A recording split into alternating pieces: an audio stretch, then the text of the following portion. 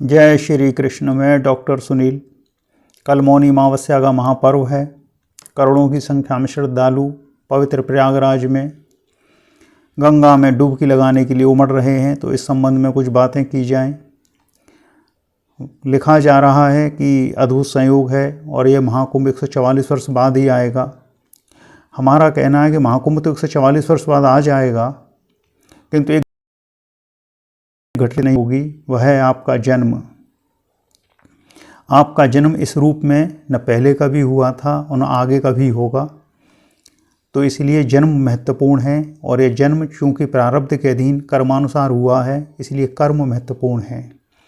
जन्म और मरण के बीच में केवल कर्म ही आता है और गंगा का संबंध हमारे कर्मों से नहीं है, हमारी मुक्ति से है। गंगा में स्नान न करना कोई पाप कर्म नहीं है, तो उसमें स्नान करना भी कोई पुण्य कर्म नहीं है। जिन कर्मों से दूसरों को क्षति होती है, चोरी करना, असत्य बोलना, वह पाप कर्म होते हैं। हिंसा करना पाप कर्म है, अहिंसा पुण्य कर्म है। दो धर्मात्मा राजा पैदा हुए हैं, एक युधिष्ठिर, एक हरिश्चंद्र। दोनों अपने सत्य भाषण के लिए ही प्रसिद्ध हैं। इसलिए प्रसिद्ध नहीं है कि उन्होंने कोई तीर्थ किए या पुण्य किए। सत्य भाषण ही उनका इतना महत्वपूर्ण है कि सत्यवादी राजा हरिश्चंद्र, धर्मराज युधिष्ठिर कभी झूठ नहीं बोलते, कभी असत्य भाषण नहीं करते। तो कर्म महत्वपूर्ण है और कर्म इतना महत्वपूर्ण है कि पितामह भीष्म शरशैया पर लेट गए गंगा पुत्र होने के बाद भी, और गंगा जी का उसमें कुछ परिवर्तन नहीं कर पाए। कर्म महत्वपूर्ण है, कर्म के अधीन ही जन्म होता है। अगर जन्म कुंडली में जल से भय लिखा हुआ है तो जल से दूर रहना चाहिए।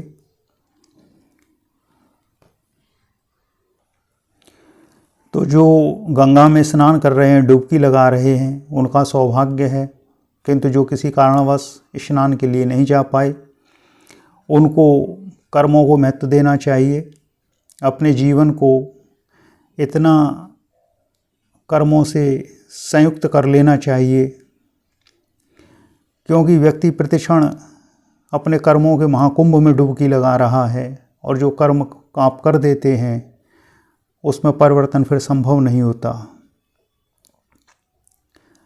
अगर कोई छिपके किसी की हत्या करता है तो आगे चल के वही बहेलिया के रूप में द्वारकाधीश, और समय के साथ फिर चीज़ें बदलती हैं। तो एक छोटी सी बात थी, एक विचार था कि गंगा का संबंध हमारी मुक्ति से है। ऐसा कुछ नहीं है कि उससे आपके पुण्य कर्मों में बढ़ोतरी होगी। आप ऐसा अवश्य कर सकते हैं कि गंगा में डुबकी लगाने के बाद फिर आगे कोई पाप कर्म न करने की प्रतिज्ञा करें। जो भी सरकारी कर्मचारी हैं वो प्रतिज्ञा करें कि कभी घूस नहीं लेंगे, किसी को पीड़ित नहीं करेंगे। सरकार गंगा में डुबकी लगाने के बाद प्रतिज्ञा करे कि जनहित के कार्य करेगी।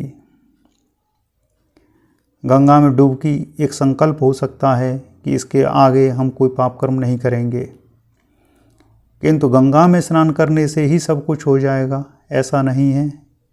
कर्म महत्वपूर्ण है, कर्मों के अधीन ही व्यक्ति का जन्म होता है, कर्म भोगने के लिए ही जन्म होता है। तो जन्म महत्वपूर्ण है और ये घटना जो घटित हो चुकी है। चलिए फिर इसी के साथ ओम कृष्णाय वासुदेवाय हरे परमात्मने प्रणतः क्लेशनाशाय गोविंदाय नमो नमः। जय जय श्री राधे, जय श्री कृष्ण।